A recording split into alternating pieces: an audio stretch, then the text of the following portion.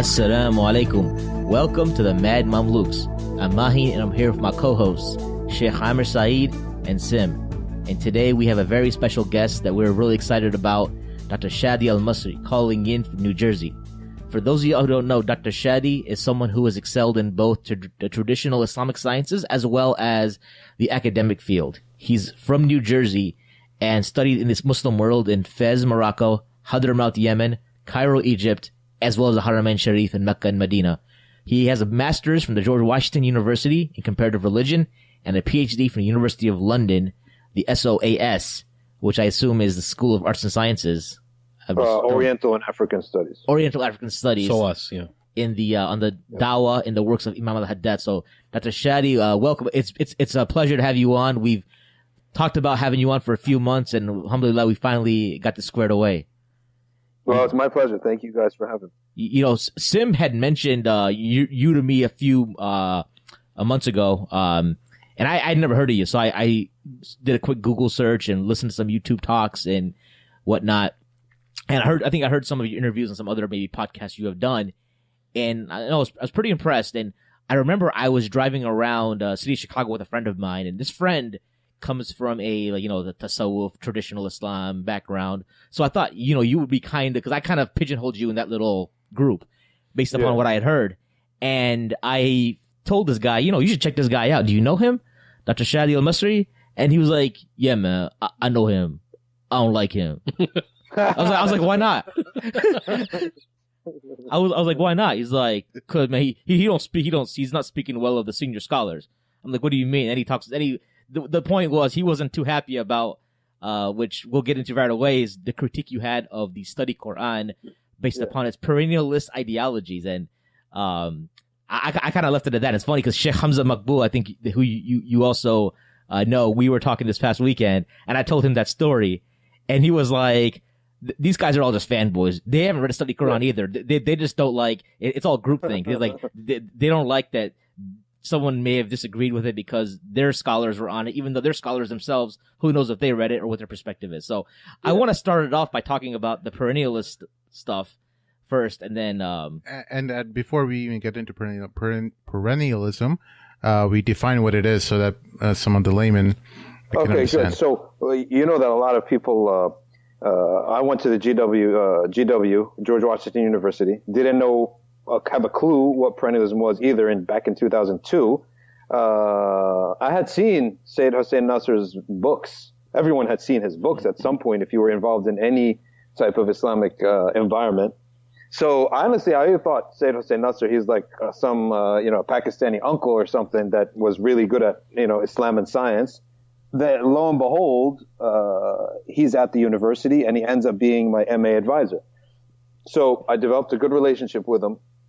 And I respected him a lot, and he was very good. He gave me a lot of time and helped me a lot along the way. We didn't know what perennialism was until some of his students were actually murids. They would say things that we didn't understand what they're saying, right? Until finally we got to the bottom of the Sophia Perennis, as they call it, right? Or the perennial philosophy or eternal wisdom, right? And a couple roommates I had at the time, we got into it deep in just to discover it. One of my friends sort of went into it actually, and alhamdulillah, Allah pulled him out of it, but he was heavily into it. So what this perennial philosophy is that it's like a viewpoint in the philosophy of religion, okay, which considers that every religion out there holds a universal truth, okay? A universal truth, right? At the esoteric level, at the inner level, okay? And then every doctrine, all the outward is relative, but the inward is all the same, okay? So we say about this, why is that problematic? It's problematic for a couple of reasons. First of all, we believe that all these past faiths, yes, maybe all of them have derived from something true, but we know that they can't be relied upon, right? They're what we call muharraf. They're altered. They've been altered, right? Not only that, we have in the Quran Allah telling the prophets, not just us, the prophets, if another messenger comes after me, okay, you must follow them, okay, right? لَتَتَّبِعُنَّهُ وَلَتَنْصُرُنَّهُ, right? 2, so if a prophet exists and he has the truth and another messenger comes in, that prophet or that messenger leaves his message. You are no longer in charge. You are a follower to this message, okay? And this has happened in the past, right? You have many prophets. A messenger comes. He now has to follow that messenger, all right? So, for example, Prophet Isa came. There were other prophets around. His cousin was a prophet, right? Prophet Isa came after his cousin, Yahya. So Yahya now follows Prophet Isa bin Maryam. So we have these examples. And we know that Prophet Isa will follow the Prophet Muhammad's Sharia afterwards. So it's one thing to say that all religions derive from some truth. It's another thing to say that they retain these truths, right? That they retain these truths and that we could still take from their sources and that whoever follows them is saved, right? Is saved. And validity and salvation overlap, but they're different questions, all right? So, when it comes to salvation, we say that Allah has obligated upon us, right, to follow, the most recent updated religion, which is Islam. Okay. As whom He puts in the fire, all we can say is that Allah promised that the end result of following any other path will lead to eternal damnation. Okay, that's what we believe. Okay, of course, today it's an age of feelings, so that it might hurt people's feelings, right? And this has affected people's discourse. In truth, you'll notice it's politically incorrect to say that anything leads to hellfire anymore. But notice the language is, we're saying that beliefs lead to the hellfire. We're not necessarily making a categorical statement about individuals, that this person's going to hell, we can easily say they're on a path that leads to hellfire, right? And whether or not the da'wah has reached this person, whether or not they've understood it, this ultimately is with Allah Azza wa Jal. But we believe all these paths, other than Islam, are not leading you to salvation in the sight of Allah. He is not accepting them, right? One of the mashayikh said it's like a passport, right? If they have he was an Ottoman sheikh, and he said, I'm not getting this new passport, stamped by Ataturk, right? Kemal Ataturk. So, they told him it doesn't make a difference whether you have what you say. You're not traveling if you don't go get that document. And this is how the other world is, right? You need the documentation to move on spiritually, and that documentation is to believe, is not on paper, it's beliefs. Which leads you now to what this individual said, he's not respecting of the senior imams. People make mistakes, the sheikhs, seniors, elders make mistakes all the time, right? There are some mistakes that are unacceptable, right?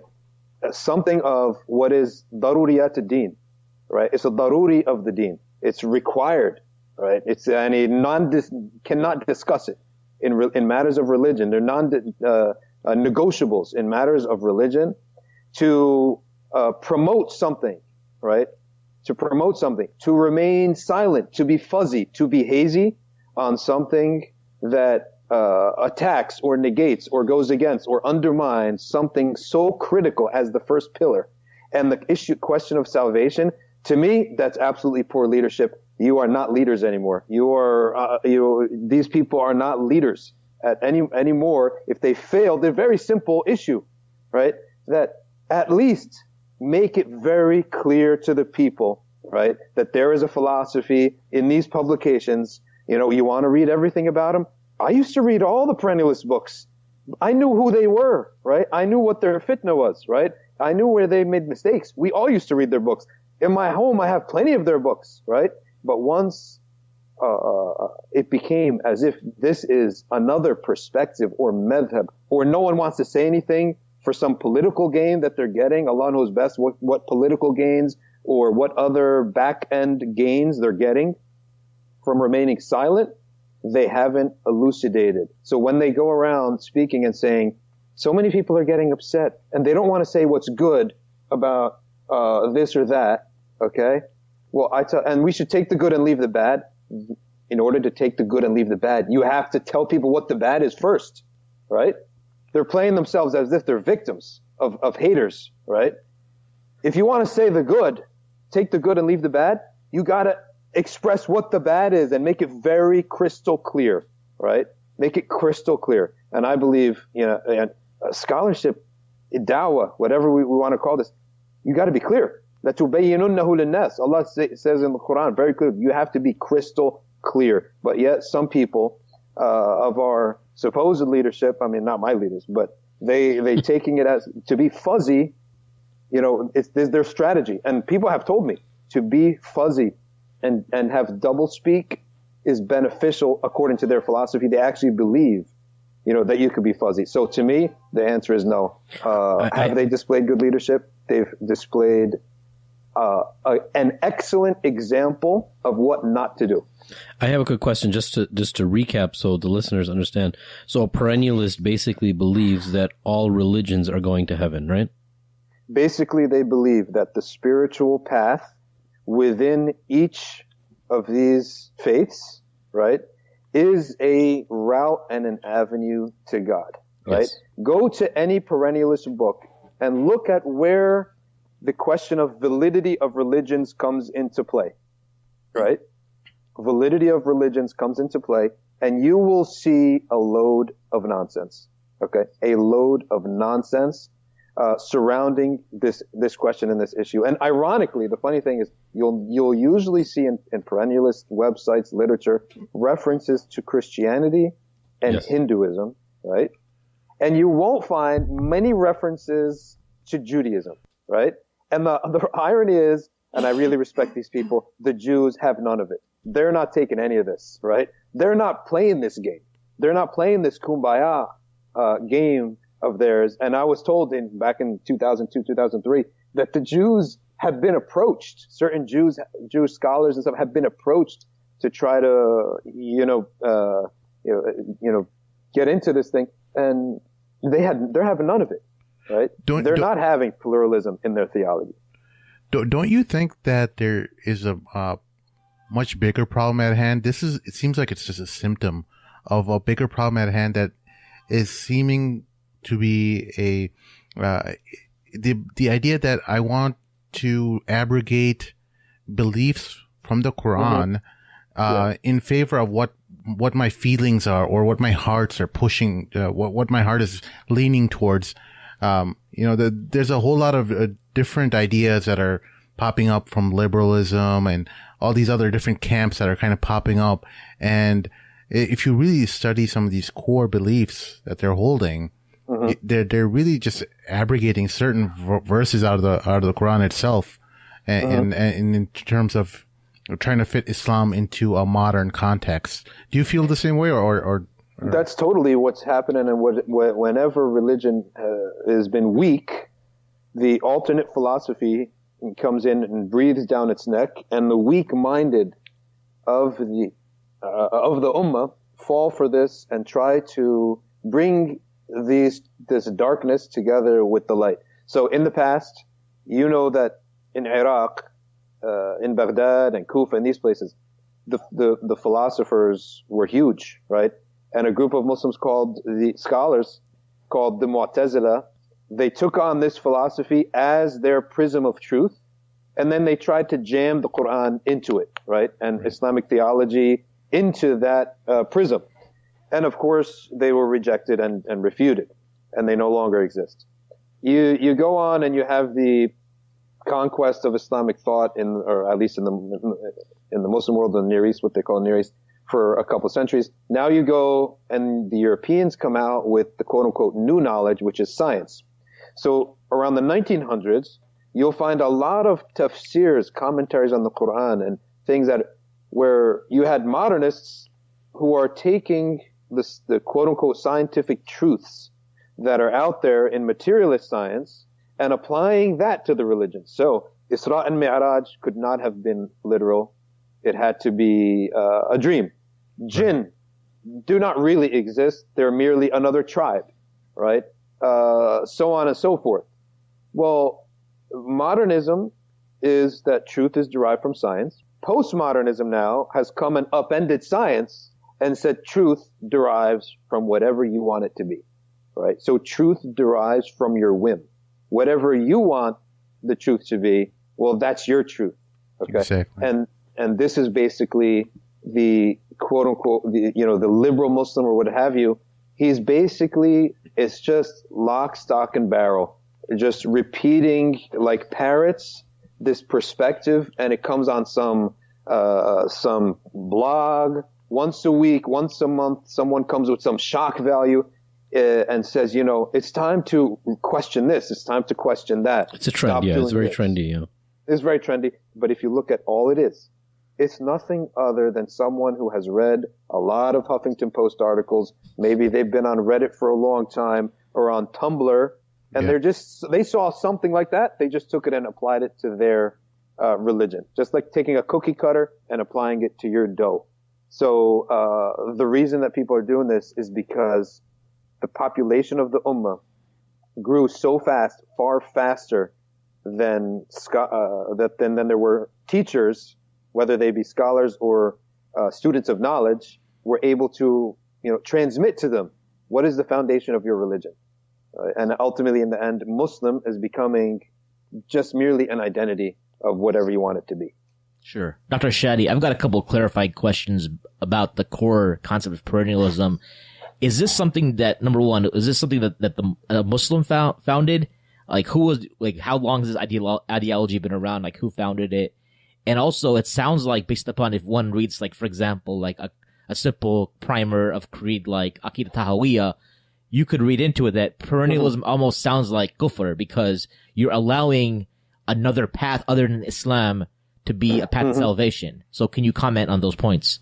Yeah, it doesn't even, if it sounds like kufr and it reads like kufr, it's kufr. It is 110% kufr. And whoever doesn't believe in something, what we call daruriyat ad-din, right? Daruriyat has two conditions.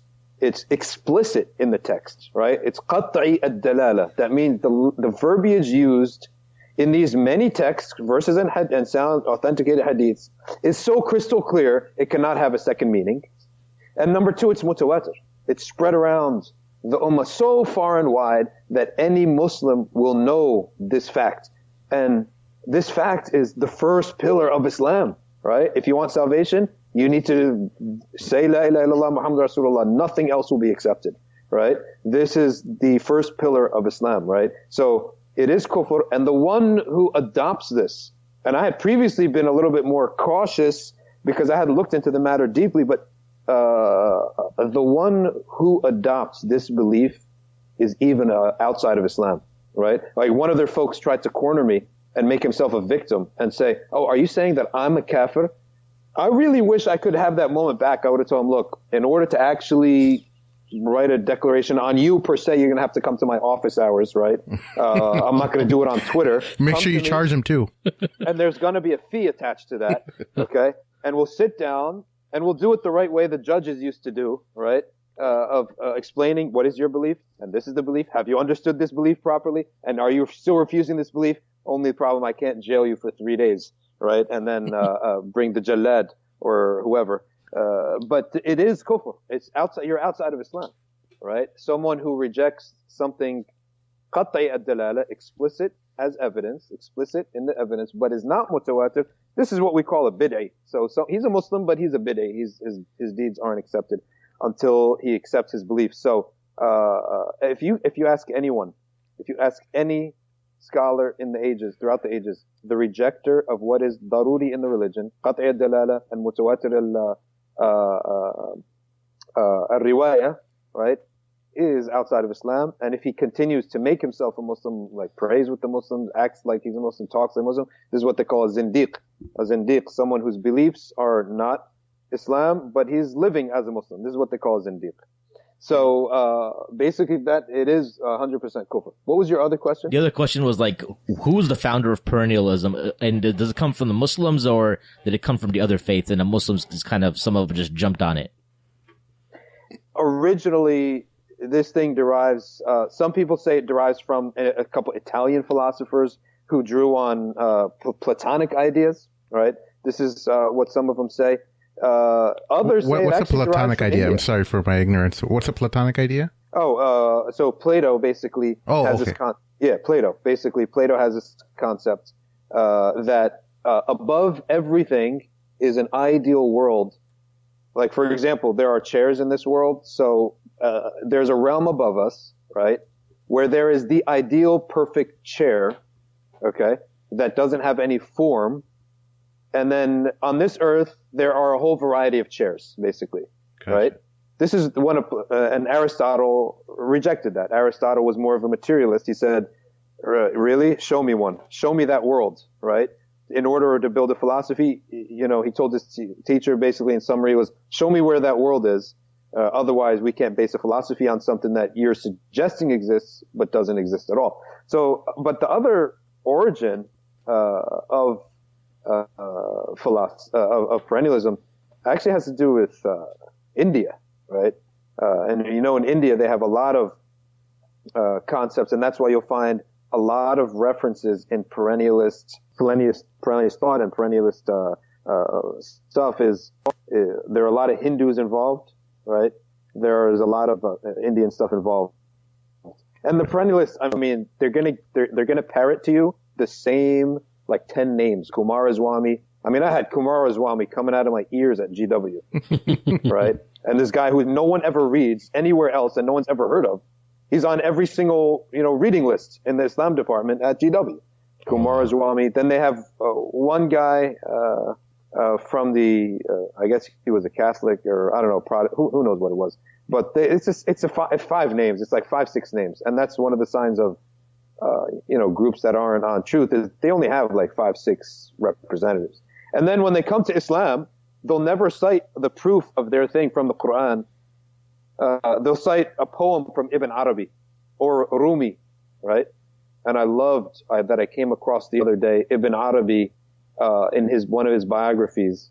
Okay, and I don't spread the teachings of Ibn Arabi because our teacher said that we have a good opinion of Ibn Arabi, but we don't read from him or spread his works because it could get confusing. But I was reading his biography, just his piety, what he used to do, and he goes, we were in a gathering at someone's house, and a certain man was there, but and he speaks suspect of him.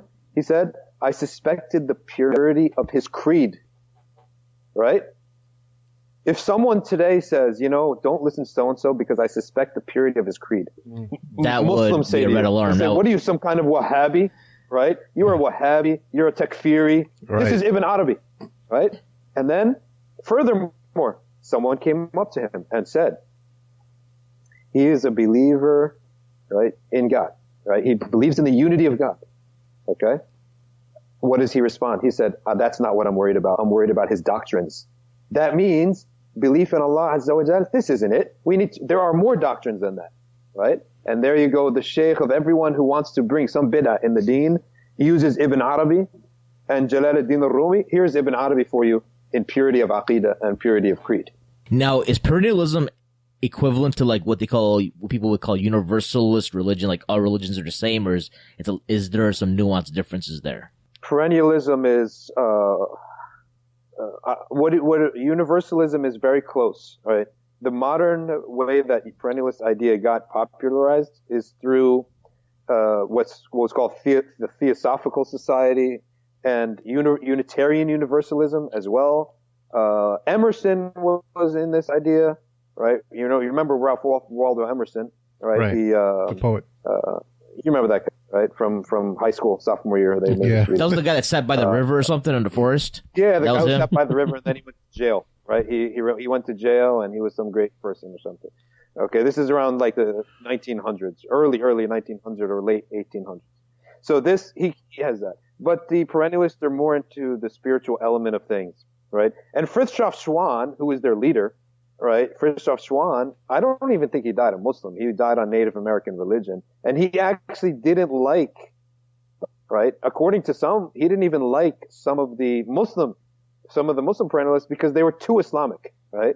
They were too Islamic. But Frithjof Schuon is a very shady character, who ended up, having lawsuits against him for, nude and sexual rituals with kids and ridiculous stuff like this, that you would never, want to go to Allah as your imam, Right. So. Dr. Shadee, here at the Mad Mamluks, we're all about people who really take principled stances, and we appreciate you keeping it at 100 on this.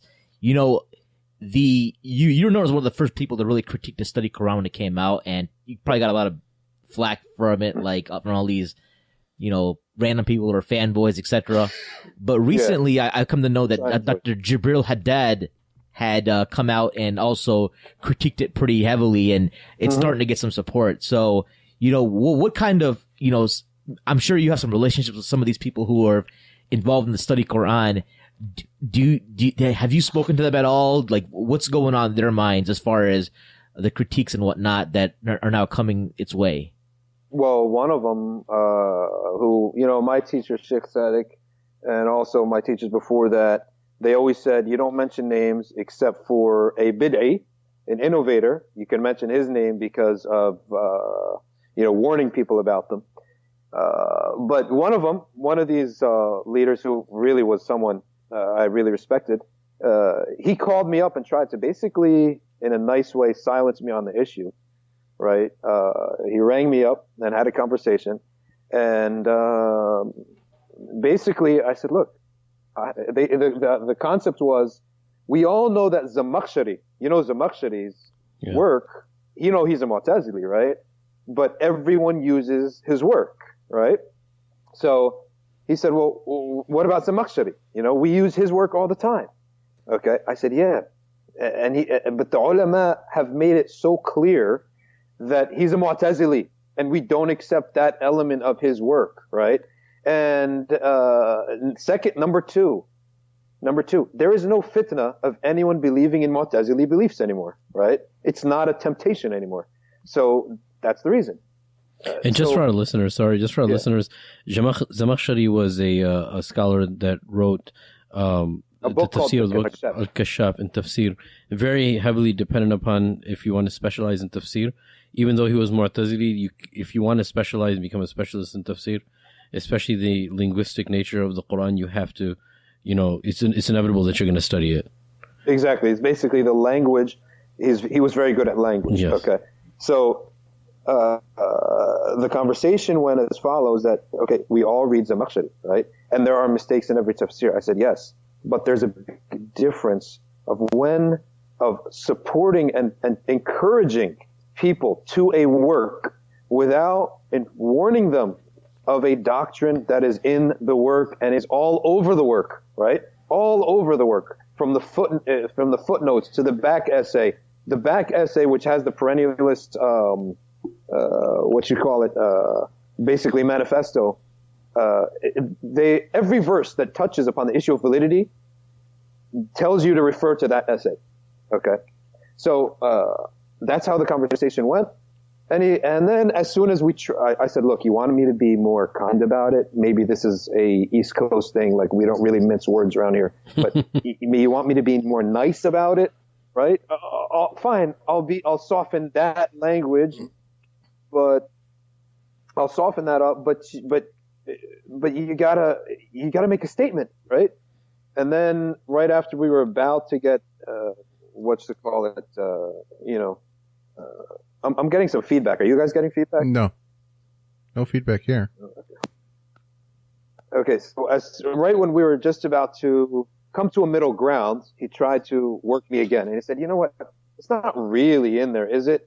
I was like, "Yes, it's in there. It's all over the book. I pretty much went through the whole book in a weekend, right? Once you're in Islamic studies, you know where to look for the issues, right? Right.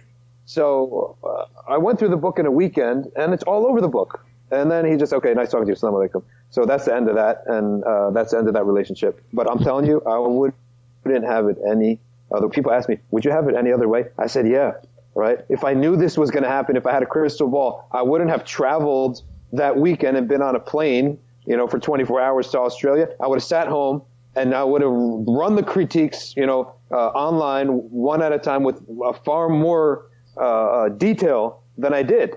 But I put the thing up, and then I traveled, and it's a 24-hour flight. I was without Wi-Fi for a whole, day and a half. And then I would have went harder, and I have no regrets. And all the people who are hating, fine, you can hate. I have no problem with that, And all the people who are, rescinding invitations and all that, I would do it again 100 times because it was the right thing to do. right? And it was honestly, it was an honor, that I was able to do something like that. Very cool. So, in summary, the recommendation would be not to buy or study the study Quran. Was that would that be your safe recommendation? Can you say slowly the title? What is it called? It's just called the study Quran, right? It's called Study Quran. No, just for our Yeah, listeners, it's called Study Quran. Okay. Yeah, I wouldn't. Go ahead. I try not to stay in the business of telling people what to do, but I could tell you what the ruling is about things, And the ruling is that if you're not a person of knowledge, that you're like a student of knowledge, then you should not read books written by bid'ahs or that have heretical things inside of it, because you might not know what you're reading, right? You might imagine yourself to be immune, but you might not be. So that's someone who's seeking knowledge. I would seek knowledge from sources that you could trust 110%. And as for someone who does have knowledge, right, and does know things, then I would encourage them. Maybe you don't want to, raise their book prices up, book sales up, and contribute to that, but you probably should get educated on what is out there. So you probably should, read it if you're going to come across this issue, to see for yourself where the points are. I mean, there's one of the commentaries in there says, it says that, it's sufficient to remain Jewish and Christian while respecting Muhammad, right? I mean, seriously, you got to be kidding. You got to be kidding if that's an Islamic doctrine. If that's an opinion. You want this to trickle down inside the homes of people and in the families. Then if you cast an aspersion, a doubt upon the requirement to believe in the Prophet, then you will not, with any conviction, fulfill any of the obligations of the religion, the actions that you have to do, like getting up for Fajr, like lowering your gaze, like not listening to music, like all these difficult obligations that a Muslim has to do. If you don't have absolute certainty in the aqidah, in the beliefs, then you will not have absolute certainty and the strength needed to actually fulfill the rites and rituals and obligations and prohibitions. So that's the fear. And we already had a guy who I actually knew from England. He became a apprentice, then he became a Christian, right? Right. And I would say for sure 100%, this concept of the Sophia Perennis, right, the perennial philosophy, had to do with that. There's no doubt in my mind that it had to do with that. He became a Catholic, right? And then, of course, all the Muslims, were just sort of, the backbone is just gone from a lot of people. And you had people congratulating him. Whatever you think is right, the complete postmodern approach to things. Yeah, sure. The last question about, actually, I think Sim had something too, but, as a group, like the Qadianis, they're Asalus Kufr, right? Well, yeah. I think the Mu'tazilites, the people, the Ahlus Sunnah wal Jama'ah at that time did not consider them to be kuffar. They call them our misguided brothers. Is a perennialist in their asl? Are they disbelievers, or have we not gone that far yet? What's the ruling on them as a group? It's very simple. I'll talk about the belief, right? Any individual who believes that Allah Azza wa Jal and the Prophet Sallallahu Alaihi Wasallam did not obligate explicit and open belief in him and in his messenger Sallallahu Alaihi Wasallam, okay? And the followership, that the deen, the way you worship and believe and practice, okay, be other than Islam. If you believe that God did not obligate this, that Allah did not obligate this, then the Prophet ﷺ did not obligate this, that person is not a Muslim, period. It doesn't matter if they wear a turban, it doesn't matter if they grow a beard, carry beads, read Ibn Arabi, do a hadra, jump up and down, write 50 Islamic books. If you do not believe that Allah and His Messenger obligated the first pillar in Islam. Hello, we're talking about the first pillar. I can't believe we're even having this discussion. Yeah. It's the first pillar in Islam. If you don't believe that is wajib, obligatory, no questions asked, okay, that if that offer comes to you and you reject that offer and choose something else, as the Quran says, right? And they wish to take this as a path, يُفَرِّقُونَ بَيْنَ رُسُلِهِ, right? Separate between His prophets. يُؤْمِنُونَ بِبَعْض وَيَكْفُرُونَ بِبَعْض, right? وَيُرِيدُونَ أَن يَتَّخِذُوا بَيْنَ ذَلِكَ سَبِيلًا. أولئك هم الكافرون حقا. These people are not Muslims to begin with. Okay? And I guarantee you, 110%, this statement that I just made, you will not find any Islamic student of knowledge, even. You will not find a Muslim mechanic, right, who doesn't know this, or a scholar that disagrees with it. Well, why do we, in our leadership community and the greater Muslim community, at least in the West, why do we have such a difficult time addressing something so clear? Now, here at the Mad Mamluks, we always try to bring people together beyond, some of the divides that we have in our community. And someone might be listening to this and say, like, oh, this is a very shocking language that we're hearing at the Mad Mamluks. But this is what we're trying to explain to people, that yes, we want to bring unity, but we also want people to understand that there are some definite red lines where you are not part of the Jama'ah of Muslims, the greater body of Muslims, and it's not unity when you're bringing them in to the big body of Muslims, I guess. Okay. But look. Yeah, go ahead. Okay, look. Allah subhanahu wa ta'ala says, وَاعْتَصِمُوا بِحَبْلِ اللَّهِ جَمِيعًا وَلَا تَفَرَّقُوا. Right? Allah says, hold on to the rope of Allah all together and do not separate. Okay? So what is the prerequisite of the word all together? Jami'an. Right?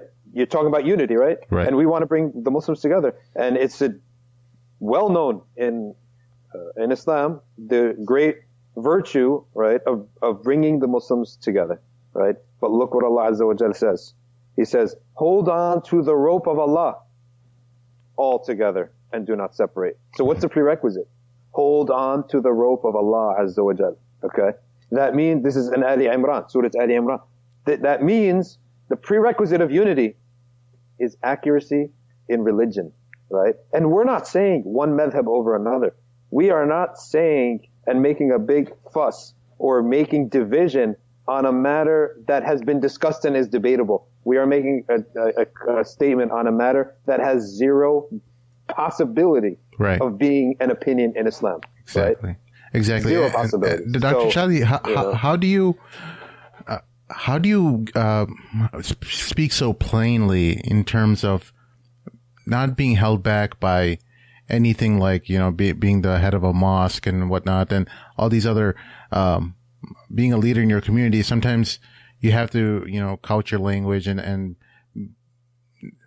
not be able to offend anyone. And you've said earlier in this podcast how the leadership is kind of not talking about some of these more important things.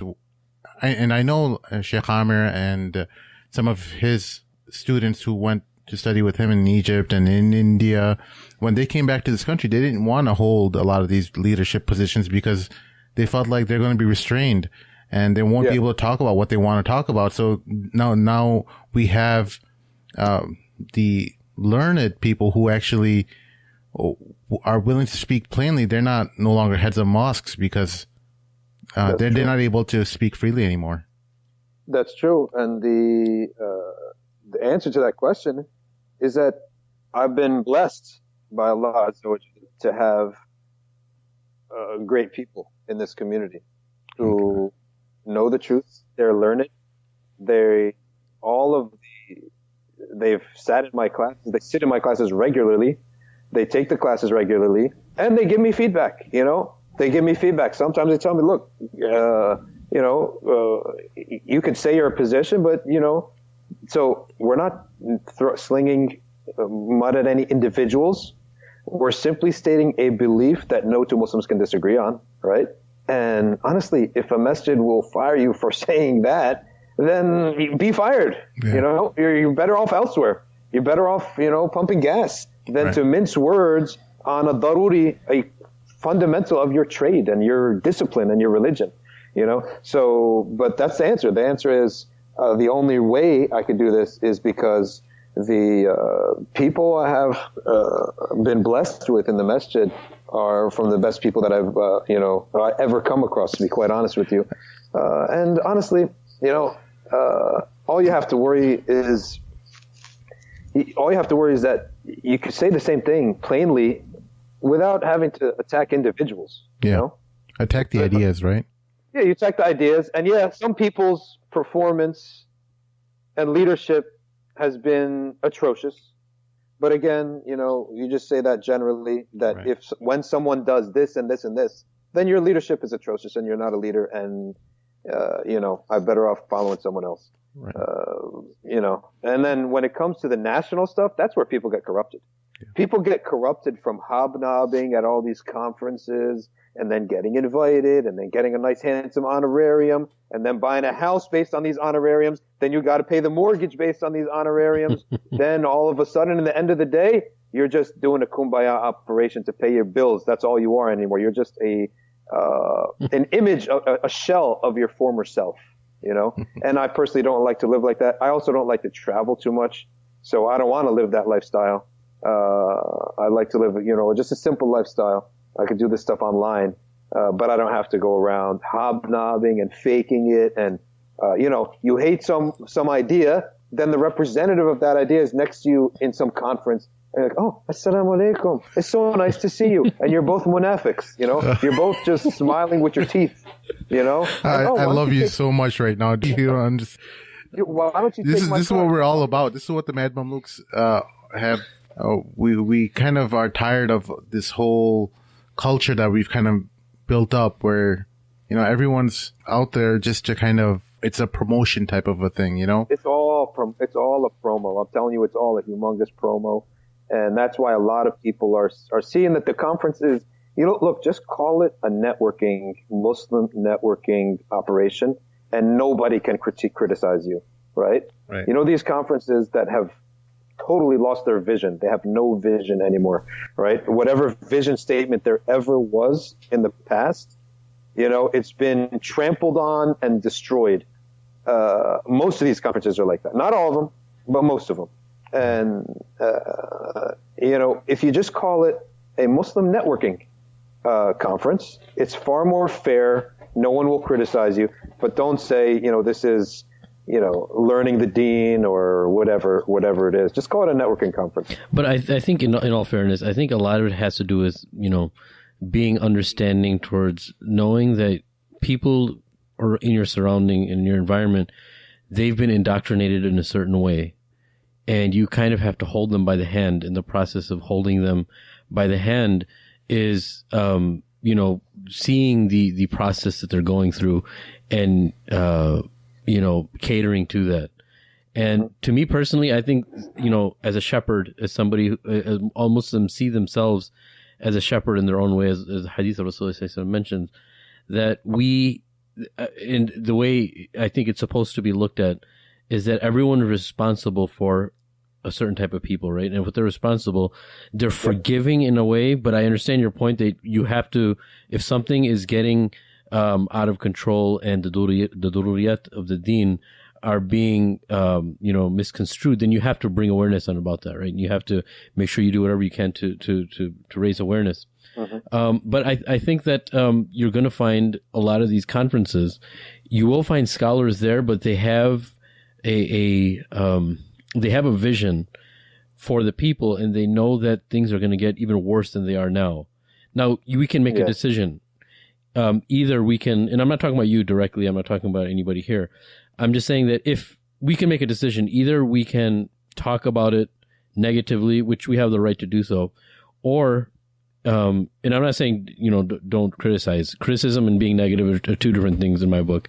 But we have to see that everyone comes from a different background, and I think then our adab and our akhlaq and the way our relationship with Allah is going to start shining then the way we see these individuals, right? And I know it was kind of funny, you know, someone was saying, you know, these guys are looking at each other and they're both munafiqs. But I think somebody who's responsible for a community, they may not see it that way. They may see that look at the ideological warfare that's been done to the ummah now. And these poor individuals have just been broken, and they don't even realize they're broken. I realize they're broken. So what is my mannerisms going to be towards them? You know what I'm saying? Yeah, I see what you're saying. So I see what you're saying. But obviously, you know, the reason why we have you on is because you say things the way they are. Yeah, and you know, and there's different approaches you could, like Dr. Tariq Ramadan, he boycotted RIS and ISNA for a couple years, just because they were like, yeah, there's not, there's Muslims dying across the globe, and y'all ain't doing nothing about it. Y'all ain't talking about that. Oh, I didn't know about that. Dr. Tariq Ramadan boycotted ISNA and RIS. It was like a couple years ago.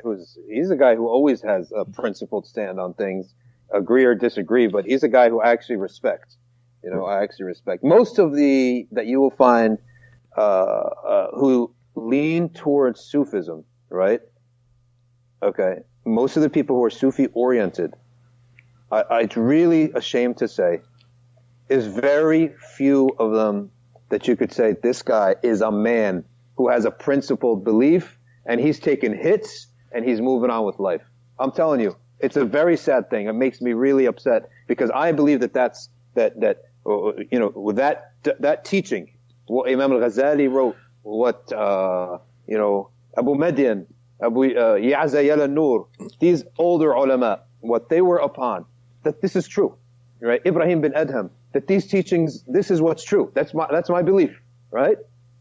But when I look today and I'm looking for my leadership, to have that type of person who is, powerful and who is able to be a defender and clarify the truth to people who are just looking for someone to say, what the truth is, right, about a matter. Unfortunately, I find this softness is coming at the expense. Okay, you have the best adab, you're the nicest people, okay, you are the nicest people, there's no doubt about that. However, is it coming at the defense of clarity or at the expense of clarity? What I'm saying, that's what I feel is happening. It's coming at the expense of clarity. So if you're saying yes, there needs to be people shaking hands, talking, having discussions, I have no problem with that, right? I would have no problem with that if it didn't come at the expense, right, of clarity in matters of deen, right? And the vagueness is, I'm not the only one who says it. Trust me. From within our circles, right, there have been many students of knowledge from quote unquote traditional Islam, okay, who are saying, dude, I was with one of the leaders actually, driving him to the airport at one point. And I said, what do you think is the problem, right? And he says, accommodationism. We accommodate so much that he told me that that one day I looked out to the audience and I couldn't even identify what this audience was. Like, he has students, right? He looked out, I couldn't even identify what this audience was. There's no one, doing what we call islah. Islah means there's something wrong happening here. You're doing something wrong. You need to correct it. So if you see everyone doing something wrong, you need to say something. You could say it in a gentle way. Some people have different manners than others, whatever, but you got to say something, right? Like, look, you're not going to go to a Salafi organization or a Salafi masjid or a Salafi class, right? And you're not going to see some kind of munkar, like skin-tight jeans or people, doing whatever. You're not going to find this perpetuated. It's going to be handled. One of the mashayikh at some point or other, he'll discuss it. He said, look, it looks like some people in our jama'ah, they do this or that, right? And it's not really the right thing to do, right? And we need to cut it out. Cut it out right now. Or cut it out of our community right now. So they come with strong language and they get the job done and people love them more because you're teaching me. You're educating me. You're stopping me where my nafs is out of control a little bit. You helped me. Sayyidina Ali bin Abi Talib said a person loves the one who teaches him, right? But you find accommodationism. Accommodationism is like, okay, like, we don't want to turn them away. We don't want to turn them away. We don't want to turn anyone away. Who said that they're coming not to be taught? People go to religion so that they could get somewhere better than they are, right? Not to be told that they're already okay. So this is my critique of the thing, and this is why I personally find that what you're saying is fine. I have no problem with all that stuff, right? But I feel that maybe it's coming at the expense, not maybe, it is coming at the expense of clarity in matters of religion. Allah Alam, that's just my opinion. That's a subjective matter. Right. So that's what I feel. That's a very astute observation, actually, because I remember when we, especially Al Maghrib, I volunteered for Al Maghrib for like 12 years. I just recently told them I'm done. You need to let some young kids run it now. Just because I'm like 35 and kid and all that stuff and work. Go to 20-year-olds run it when you're at university. But I remember they have a concept called Qibla. And what that is like, if a sister's asking a question, the brothers don't look to see who's asking. Okay. And that's laid out in the ground rules on like day one.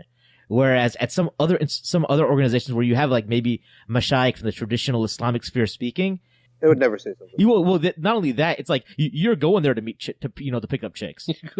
I mean, I'm serious. Like that's what it's about, And because there's permissiveness in the name of edab. That's what it is. Right. We don't want to turn anyone away. They might, and Sheikh Hamza Maqbul and I were talking about this past weekend. Is like how like one of the elder mashayikh of the tradition here in the U.S. He has a lot of murids, but sometimes you see like some of these murids who have been like, for example, female, even sisters, right? They've been murids for a few years and they don't even wear hijab. And I'm like, that doesn't make any sense. How are you going to be like doesn't someone? Make any sense? Yeah. How you going to be a student of tasawwuf? Like you're supposed to be spiritually developing and you've been with the sheikh for like years and there's no hijab. And then, you know what I mean? So like, there's no islah. And this is a whole phenomenon now because, it's in parenting too. Like, you've seen these shows or something where they make fun of modern parents where, Johnny is scribbling on the wall with permanent marker. And then the grandpa says, you cut that out, boy. Right. And then the mom says, no, we don't say no to Johnny. It's like, it's a phenomenon that if you tell someone what to do or you advise them to do or not do something that might take effort, that you've offended him or he's going to run away from home. He's that fragile, right? He's just completely fragile. And my answer to that is if you come to a gym and the guy says, get down and do 20 push-ups and you say, is anyone going to say, that's offensive, don't ask me to do that. Put some less weight on the bar so I could come to your gym. Then the gym instructor is useless. He's useless. And I'm telling you, they got the psychology all wrong. If someone is going to religion, he's going to change. He wants to change. He wants to improve, right? They want to improve. So if I'm not benefiting because you think I'm too sensitive, then we have a problem. This is not going to continue. And mark my word, most of these relationships, the person doesn't advance given 10 or 20 years. They just leave it because it hasn't improved them. It hasn't changed them. It hasn't benefited them. And that's my fear about the next wave that's coming upon us. If we continue to succumb to every whim, right? And our Islam is just becoming an identity, okay? Then the next generation, why should they keep up that identity? In the same way that why should an Italian kid growing up in America, why should he continue to learn Italian and learn how to do these Italian things? Being Muslim is becoming a culture, basically. It's becoming a culture. So the next question is, why even say that you're Muslim when it's politically not? It's not going to enhance your career. It's going to decrease it, right? Why even continue, forging forward? Yeah. If you have taken away at every turn where there's tension, you find a fatwa. Sure, right? You're right. And as someone who studied this traditional science from these traditional ulama, at what point did you kind of like come to this epiphany that like, because most people, like, again, from your background, aren't come to this realization, let alone even speaking about it. At what point did you have this epiphany that like, this is messed up and I got to say something about it, even though some of the elders in the community, may be silent about it? Like, I think you may have alluded to this because I asked my wife, I was talking to my wife the other day. I was like, we have a podcast with Dr. Shadee Elmasry, and she'd referred to, I think Sheikh Yasser Qadi shared your post. Essentially, it was like comparing like neo-Sufism versus the traditional orthodoxy. And, and again, some people will say, like, for example, if you want true tasawwuf, like, for example, a good example would be like Sheikh Nuh. He's got like, his people are like disciplined, they're progressing. Like, a sister can't, I don't think they even think they can go to his majlis in America without niqab. I think I saw that. So like, when did you come to this realization yourself, through your studies? All of the teachers that I studied with, they were all had wara. They had fear of falling into haram. They eschewed. They didn't like fame and popularity and glitter and glitz, even if they were famous, right? They didn't live that life, right? they all were away from power. Like they did not ever cross their mind that they would be the state mufti or the pet sheikh of some dictator or tyrant, right? They hated those people, right? They called them Sheikh al-Sulta, right? The sheikh of the leadership, right? They hated that. And they had no tolerance for modernists of their time, the modernists of their age, the secularists of their age. They had no tolerance for this. Now, in America, the scene, we're like the frog in boiling water. The temperature kept rising very slowly, right? The standard kept going down very slowly, that it's unrecognizable, right? That it's not recognizable. And the beauty of community and family is that Allah chooses your family, you don't choose your family, right? And some people in your family will never find everyone on the same belief, right? True. You know? So in family, if I'm going to credit anything, I have to say that my dad was always critical of this group, right? Of the Sufis and the traditional Islam would have, right? Of course, someone like Sheikh Saeed Ramadan al-Bulti, you can never criticize. His theology is he never has any shortcuts in his theology. So we respected those originals, those people from, the original mashayikh of the last generation. But the current ones, he was always critical and never let me stop hearing it, to the point that I said, you know what? I think there's some truth to this, right? There's some truth to this. And if I can interrupt you for a second, some people found Sheikh Ramadan Bhuti's relationship with the Syrian government a little bit troubling. Did you find that same thing? Yeah, that's at the end. That was something very unfortunate, and I can't say that we hold that up, right? We can't support that. I can't say we support that. It's unfortunate, and anyone who... But he had a lifetime of achievement, basically, is what you're trying to say. Is that it doesn't mean that it takes away from everything, all the amazing things that he's done, but that there is that small blemish that sometimes every human is susceptible to. Yeah, I'll say, unlike the fanboys of, this fanboy culture that you alluded to, that they don't want to say anything, right? Right. No, you could say that this is something that many mashayikh in Syria were very regretful, and that this is not the right thing to do, right? To support the man, to stand by him, Assad, is not the right thing to do. According to that's what many of the mashayikh said, and so it's not like one person making some shock statement. No, it was out there. Everyone was saying that, right? But now that we've said it, now we could say, well, we take the good and we leave what else with the rest, right? Right. These fanboys, what they do is they won't even recognize the wrong, right? Right. And they will say, he's a Sufi sheikh. Maybe he has a vision from the Prophet told him to do this. Maybe he has a kashf. And this is all absurdity and misguidance. And right? and that's what, when I was studying Sufism, that kind of, it turned me away. And I wish I met someone like you who kind of clarified all this stuff in my younger years, when I was trying to sort things out, and some of the abuse that people used in terms of dreams and some of the mystical aspects of Sufism, and tried to divert crowds. There was always this one example one of my teachers taught me. There was a Sufi sheikh who would, he would tell a gathering of Muslims to make a cup in their hand and put the cup near their ear and have them hear the rivers of Jannah, speaking to them. Obviously, it's the same sound as a shell, right? Yeah. So some of these type of silly beliefs kind of permeated people who are trying to explore Sufism, and kind of dissuaded them from actually learning it at all.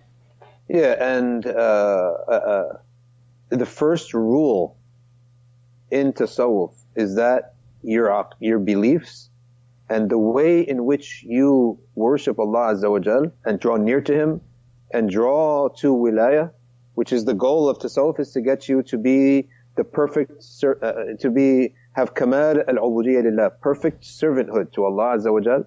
right? Which you can also call wilaya. The only way to that is how Allah Azza wa Jal has commanded, right? It's tawqifi. It's not from yourself. So all of our outward actions have to be in accord with Sharia, right? Which it is. This is the first rule of tasawwuf that some people have lost, but this is the first rule of tasawwuf. We do not make rules or derive anything, right, that will contradict Sharia from visions, right? If that's the case, then your vision is a test. Allah is testing you with that vision, right? Okay. So I believe honestly that this softness, this permissiveness, this looseness, this lack of clarity when it comes to in that we've been talking about, I actually think it's going to eventually go away. The next generation of youth, young scholars, right, that I've seen that are like my colleagues, right? Honestly, we all see the same thing. They see it too, right? And they don't want to have anything to do with it. So if there's people out there, listen, the future, right, is actually, to me, I think it's actually very bright. There are a lot of young students of knowledge, young sheikhs out there. All of them, none of them like any of this fuzziness in the deen or these things, you know.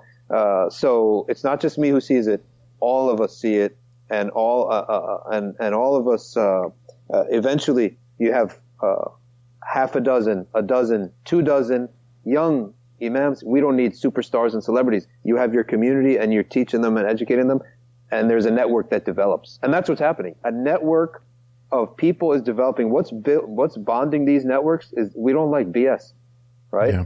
There's just the BS is so obvious, right? And no one likes it, right? Everyone's sick of it. So that's basically why I think in the future there's going to be a lot of people who are clear on the deen, and they're not accepting this postmodern stuff, nor the corruption of being allied with dictators or being soft on heretics and bid'ah and all these things. Dr. Shadee, for someone who is, we talked about tasawwuf a little bit already, for someone who's interested in pursuing tasawwuf, do you have any recommendations? Like, a lot of questions enter one's mind, like, can I just do it myself?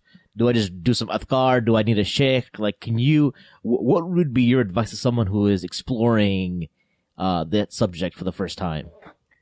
The correct way to do anything is, as Allah subhanahu wa ta'ala says, فَاسْأَلُوا أَهْلَ الذِّكْرِ إِن كُنْتُمْ لَا تَعْلَمُونَ. Ask those who know. Ahl al-dhikr means someone who is constantly reviewing the matter, meaning the experts in that matter, if you don't know. And specifically about Allah, Ar-Rahman, فَاسْأَلْ بِهِ خَبِيرًا. The most merciful, ask someone who knows, right? So, if you want to draw near to Allah Azza wa Jal, and you want to tap into some level of iman and submission that is higher and more superior and refined than the level that we're at right now, the way in which we do it is that we act upon what we already know, with the intention and the hope that Allah Azza wa Jal will deliver us and make clear to us the individual or individuals from whom we can benefit from, which we call this suhbah. Suhbah is good companionship, right? Good companionship can be from someone who is a master. It could be from someone who knows a little bit more than us or a lot more than us, right? So the way we go forward is, you have knowledge. We all have some knowledge. Act upon it. You have teachers that you trust, right? Teachers who have teachers. Allah says in Surah Yusuf, فَوْقَ كُلِّ ذِي عِلْمٍ عَلِيمٍ. Above every one of knowledge is someone else, someone of greater knowledge. So what does that teach us? The first criterion of a scholar is that he has teachers, right? This ayah is oftentimes viewed as humility, like if you think you know, that someone knows more. But Allah says, وَفَوْقَ كُلِّ ذِي عِلْمٍ. Above every teacher is a teacher who knows more, right? That means the criterion of a sheikh is that he has a sheikh, and his sheikh has to be a living sheikh, right? Not some sheikh from a dream, right? You have great dreams of people, excellent. We believe in dreams. We believe in karamat of the awliya. We believe in all that, but you need a sheikh, right? A teacher who is in this world, not, in some jungle that we can't really know if he really exists even. No. a real sheikh that educates you and teaches you, right? That's one of the criterions of a scholar and a pious person of tasawwuf. So we say, we worship, praying that Allah accepts our worship, and He will make clear to us from whom we could take benefit, and then you'll know. People say, how do I know who to take as a sheikh? Usually I say, look, how do you find a best friend? Right? You can't go and say, you know what, today I'm going to wake up and look for a best friend, right? It just happens, right? So we know what the criterion are.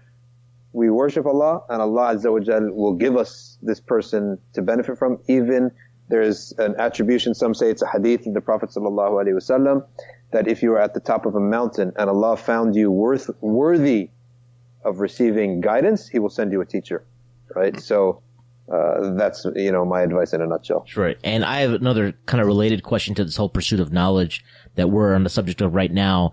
In your Safina Society podcast, you mentioned that there are very few people who you would probably classify as scholars, at least in the Western sphere, especially when we're talking about establishing Western scholarship.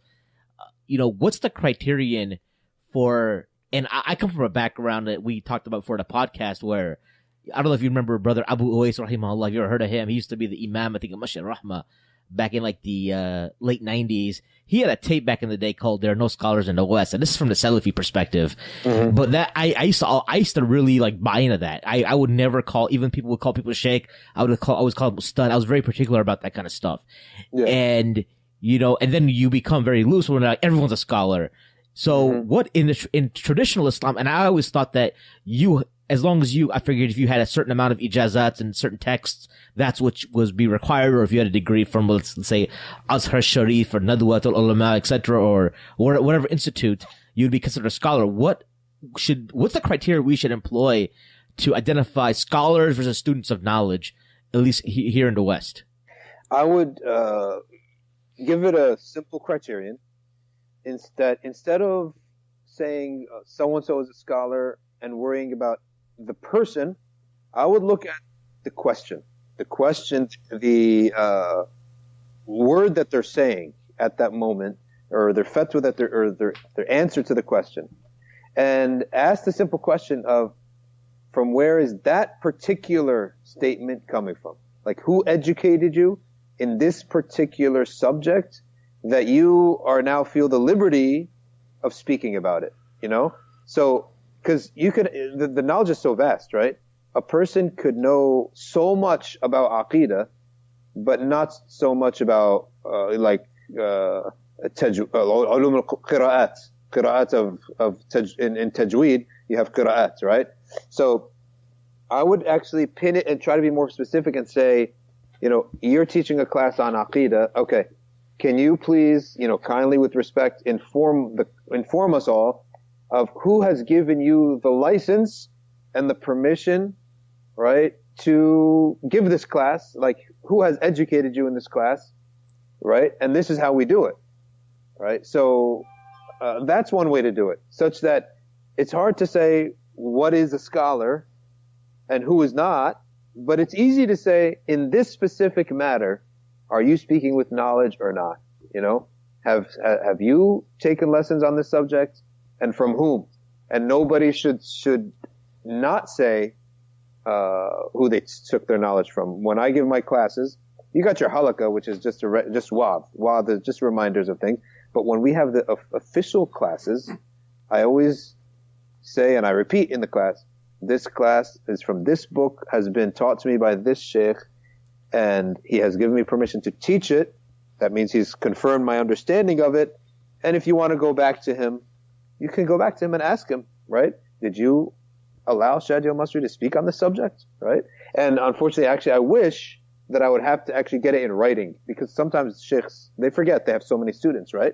I wish that I actually would get it in writing, just in any way, shape, or form, or recorded, so that if someone, has doubt, you go back to him.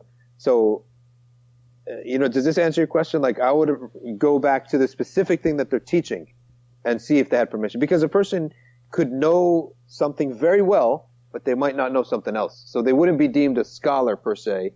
But in this matter, they are speaking legitimately. Right. So, like, for example, like, just maybe to clarify the point, some, like, in Chicago, we have some scholars who are considered to be sheikhs of tasawwuf, right? Because their sheikh gave them, they have khilafa, right? That's what they said. But then they said that they wouldn't be an alim of aqidah or fiqh, right? They would be a student. Is that, so we're almost in like a specialist age for the most part? Is that what you're kind of, or is that just the gist of it? Like, people will just be, they could be scholar in aqidah or fiqh or hadith, but maybe a student in something else. Depends on the text and what they studied and who they studied from.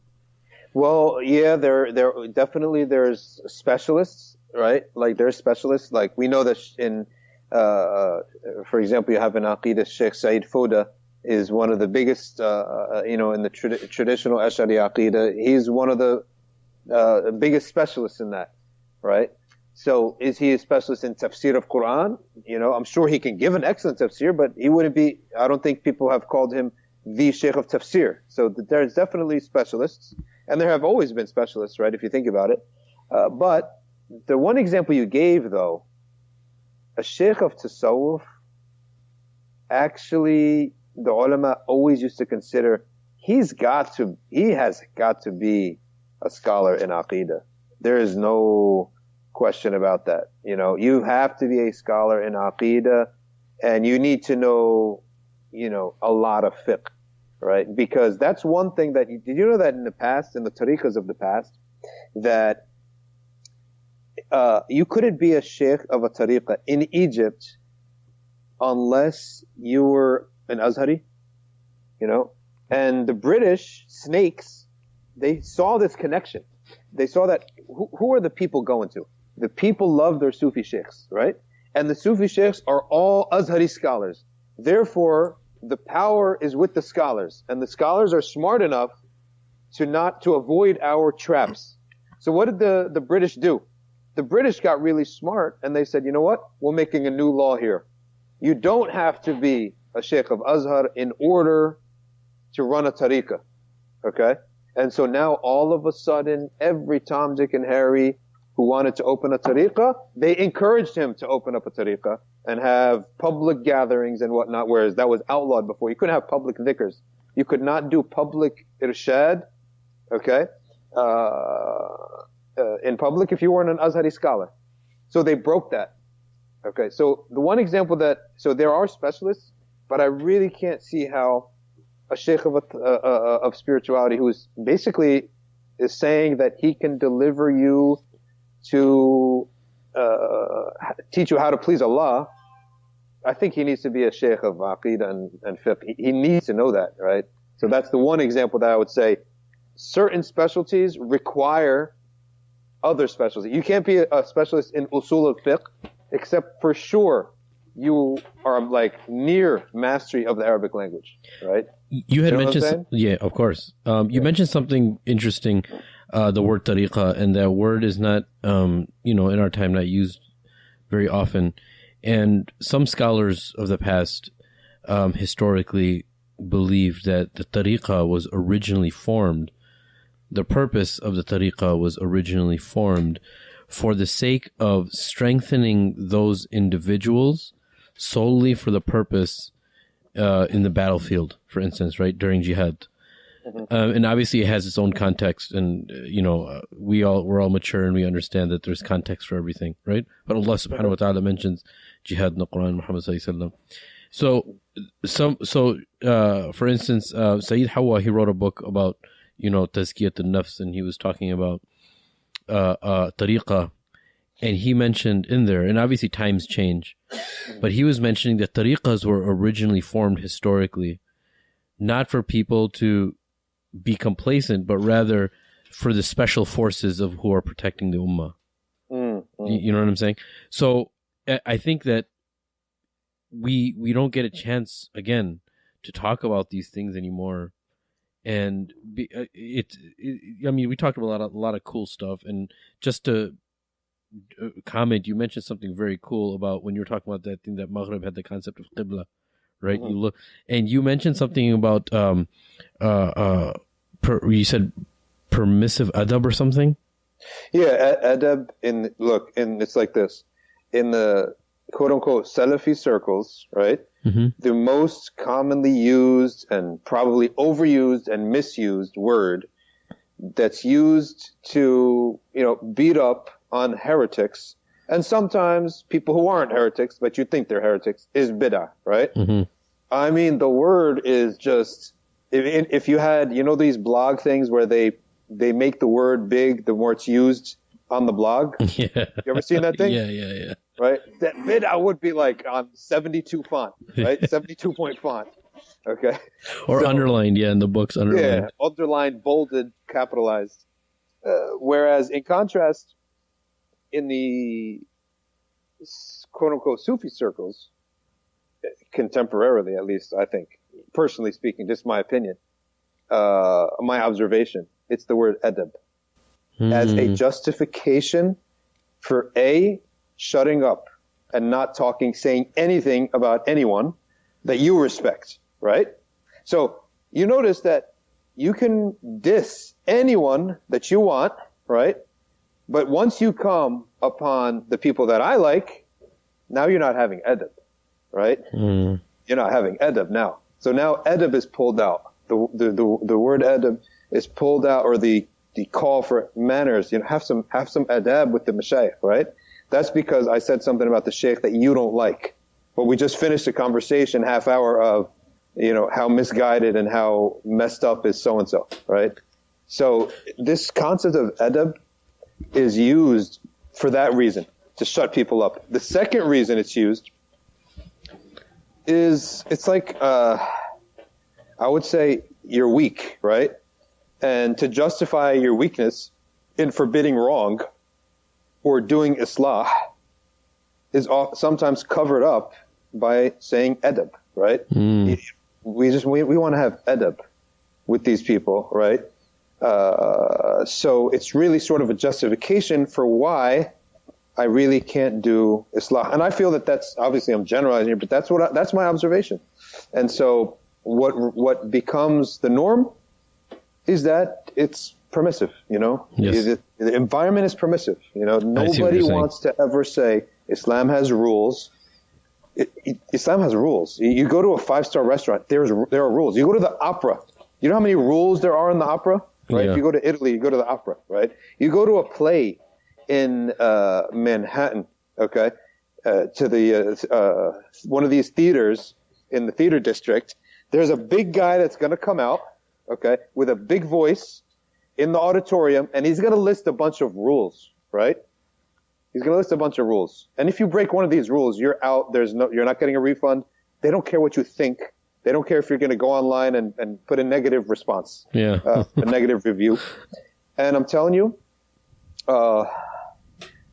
Salafi Muslims in the past, 100 years, I'm telling you, in my opinion, even though I think that they're wrong on so many things, okay, and they're not the best examples on many, many things, but I have to give credit where it's due.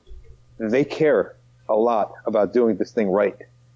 And they care more about doing the deen right, okay, than about, what people would think of them. Mm-hmm. They care far more, and they've gotten more success, okay? They've gotten more success because they care about doing the thing right, and they're respectable for that reason. Okay, even though, forget the theological, but look at the effort that they're putting in, right? So that's what I believe personally, and I believe that this permissiveness in the culture of Sufi groups, right, is why that it's not producing the results that are desired. And we are gonna be approaching our final theme, inshallah, and thank you very much for that clarification. Awesome clarification, very detailed. We got election day coming up, and election time is to vote in the sovereign entity and the head of the state. So many message boards, Facebook, different venues are talking about the permissibility of voting in Islam in in an entity that's not an Islamic sovereign entity, for instance. And that's how some look at it. Some look at it as, we have to bring in somebody that can bring benefit to the Muslims, rightfully so. They have the right to feel that way, obviously. How, as a Muslim, should we look and even approach this topic if we believe that Islam, number one, has a solution for everything, and number two, we have to look at everything with the lens of the Quran and the Sunnah. So obviously, there is something in the Sharia that can elude us to understand the topic of elections living in a non-Muslim country. Right, and this show will release after the election tomorrow, but it obviously pops up, every year. It'll be a nice afterburner. I think on this subject that if someone thinks that the situation of the ummah will get better by putting someone in office, then you totally have, totally missed the boat a long time ago. Because the success of the Muslims in general, any community, big or small, their success comes from the relationship with Allah Azza wa Jal, not from putting someone in office or outside. But if they're talking about, certain issues, right? One or two issues, then we can have a discussion. So, what if someone says, and I'm going to play devil's advocate here. What if somebody says, Good. We have to obviously depend on Allah, but we have to take with the asbab, the means that Allah has given us, we have to put our trust in Allah. And this is all we have available. All of us in America, we only have two of these very, very competent individuals to run our country. So we have to choose one. Yeah. So not just have to. There's organizations now who are saying that it is a fard. Yes. That you have to do this. Well, okay. I like I like you prefacing it with that chuckle. So go ahead. I mean, to get out the vote. I mean, I know that's the politically correct thing to say is get out the vote, and everyone got out the vote. I personally feel that I've never really gotten into the fiqh of it, because the fiqh of it is that we do always have the concept of the lesser of two evils, right? Mm-hmm. You have the concept of the lesser of two evils, and there shouldn't be. I think the only fiqh of it comes, which really almost aqidah, is that do people feel that this is the correct system? Should we apply these laws? But the point is that there is a concept of lesser of two evils, and to be honest with you, even if in the concept of lesser of two evils, you don't really know in this election who is the lesser of two evils from one aspect. Obviously, Trump he's got a whole laundry list, but at the same time, he is speaking of, some pulling back a lot of the military stuff, right? From the Muslims, pulling back the armies, from abroad, right? You do see that coming from him. So that might be a benefit to them. Whereas, obviously, on the inside, it's not going to be very nice. One thing the opposite. She's very, very friendly with, our folk and our community, but probably will continue the sprawl that her husband started, that the military is everywhere, right? Yeah. Honestly, I'm not a political analyst. The subject bores me. Should we vote or should we not? I think the subject is boring to me. Gotcha. And, no, that's good, man. I appreciate your honesty. No, that's cool, man. I appreciate your honesty, because I think there's a few things that are on people's minds, and a few realities that have to be understood too. Is number one, I personally feel that with the lesser of the two evils, that people they kind of misuse it. I'm not saying yourself, but I see everybody using that for things that are even somewhat of a luxury too, and it's supposed to be used for something that when maybe under coercion or something that you have to make a decision. And if you do, then you choose the lesser of the two evils, right? But people use that. And if you were to understand how political Washington really is and how it's run, majority of people know, and there's a flip side to it. Majority of people know that their votes are not, or a lot of people know that their votes are not going to make, it's not the thing that's going to make the big difference. Yeah. But rather, if the type of person that's going to be empowered through that vote. Like, I'll give you an example, right? The whole BLM movement wouldn't be possible without Barack Obama, right? Him being, I don't think if he wasn't president, I don't think the BLM movement would even come into existence. According to the Farrakhan, he ain't doing nothing for them. No, I'm saying that you know what I mean? Like, the amount of individuals that actually had some type of guts after there was an African American president to actually be outspoken about it. No, I think that I think BLM happened because the racial tension got worse as a result of President Obama. People came out, going after, what the white man was upset the black man was the president, to be honest. So let me start from let me start from Trump first. Like, a lot of people don't want Trump to be president. I talked to one individual and I kind of liked what he was saying. He said, I don't want President Trump to be president because it's going to empower a lot of white supremacists and all that kind of stuff, and it's going to be the norm now because it legitimizes their concept, right? Yeah. And I think to be honest with you, one of the things I feel, if some of these haters on Muslims, right, who hate Muslims, who hate it, I think the Muslims might actually benefit from that. We're too soft. I know. We were just talking about that. Guy, to be honest with you, we were just talking about that. A couple black guys, a couple punches to the face. Figure it out. Stop whining. Get strong. And you might benefit a little bit. We were just talking about that. It's kind of like when the crunch is going to be a little more severe, it'll probably cause the Muslims to unite more. You might be even a blessing in disguise. You might forget uniting. They might get on their knees and pray to God, right? Yes. yeah.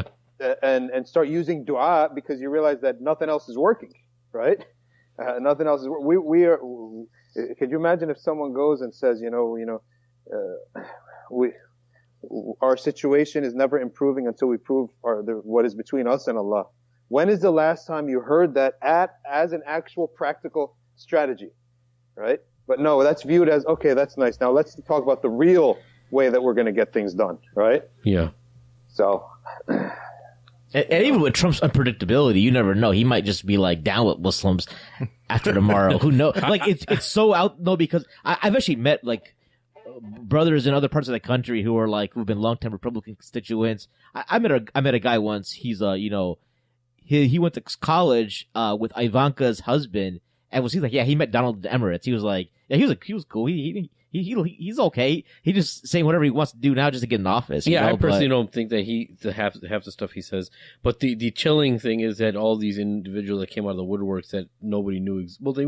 We knew they existed. We didn't think they'd come out so strong. And now they have to go back into hiding if he's not. Well, I don't know if they go back to hiding. They might be more upset if Hillary wins because they're talking about rigged elections and stuff. Yeah, they might riot and just go nuts. Yeah, I heard true. Taking over government buildings. Yeah, militias, man. All kinds of stuff. They're preparing. If Hillary becomes president, they're preparing to take over, government buildings. But Dr. Shadee, you know what the worst case scenario is, though? The worst case scenario is if Trump either actually wins or they accidentally make a mistake in the count and they announce that he wins, then they take it away from him. Oh, yeah. That would be a disaster. These militias would be going nuts. Yeah. Right? And then you have the country in gridlock like it was between Al Gore and Bush. Yeah. Right. I think the point that all of us agree with here is that it seems like every 4 years, we just get played. All we are is freaking pawns on the chessboard. You just get played every 4 years, and then we disappear. And a lot of brothers had their aversions to voting, and I understand that because sometimes Muslims, the only time we even show up is just to vote in the federal election every 4 years, and we get caught up in it. It's like an entertainment thing, but there actually isn't any grassroots work going on. Zero. I was about to say that I think from a practical perspective, it's more important to be involved in the local township stuff. Yeah. Then this federal stuff is unilateral. The decisions that we care about are mostly both parties will, have one position on it, right? Yeah. I always laugh when someone, makes their vote based on Israel and Palestine. There's only one position on that in the whole country. Yeah. But the issue is that it's probably far more practical, right, to be involved in your local township and all that stuff. Yeah, just to get that parking lot approved at your local masjid. Yeah. Dr. Shadee, before we wrap up, where can people get a hold of you, learn more about you and stuff? I guess I just have there's not much really to learn. I got a little bio on the Facebook page. All my stuff is on my Facebook page, honestly. All my stuff I put on the Facebook page. Facebook is what, for the 30-somethings now or something? Yeah. But it's all there. SafinaSociety.org is sort of just shows what kind of classes we're running. Some content there. The Safina Society YouTube and SoundCloud pages are where we have a lot of our stuff. So, that's basically where the content is being put out. And, there's a little bit of bio there on the Facebook page. You do quite a bit of writing on your Facebook page. Have you thought about creating a blog? I haven't really thought of a blog per se. I think there'll be probably more response on the Facebook page, right? Yeah. But just something that maybe... But a blog is better for keeping record of the stuff. The stuff is more accessible. You don't have to scroll down. That's what you're saying? Right. For example, you make a new blog entry, and then people who subscribe to your mailing list on your blog page, they kind of get a notification that you put a new blog entry. For example, I have to actively remember you in order to go and check your page, because the way Facebook's algorithms come, not even you might be my favorite guy, but you won't show up at the top of my feed. I got you. Or at least not always. I got you. Okay. So I didn't really even think of how the thing worked, but we can get the Shababis to put that together. Yeah. Very cool. Good idea. And you had mentioned, we talked about conferences, these mega conferences, but one conference I believe you do attend is that the Pearls of Quran conference in Virginia every year? Is that a regular? I went there once. Okay. Yeah, I went there once. That's it. The conference that I go to, second year in a row, is actually in Australia. Okay. Right, Lebanese Muslim Association. They got some good guys out there, and I don't mind going to that one. And I teach before that there, and Australia is an amazing place if you ever want to take a vacation, get away. Right, you go to Australia. It's such a pretty country, nice country to go to.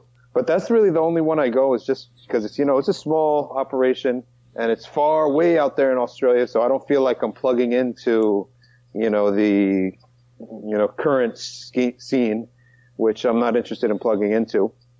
But so that's really the only one I do, to be honest with you. Excellent. I'm not saying I'll say no to everything, but I'm not interested, and I don't even like the lifestyle. Last time I went to Australia, he booked me I felt like a 5-star hotel. I mean, the thing had 2 rooms. It was like a suite.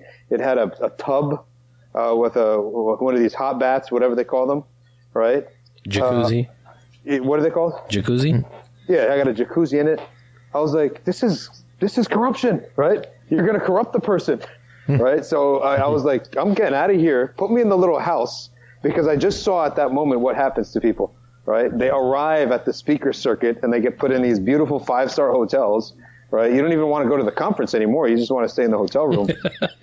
So I was like, I sensed in myself, this is probably, not the best way to go about things. So I said, just put me in the little house next to the masjid. I prefer that. So excellent.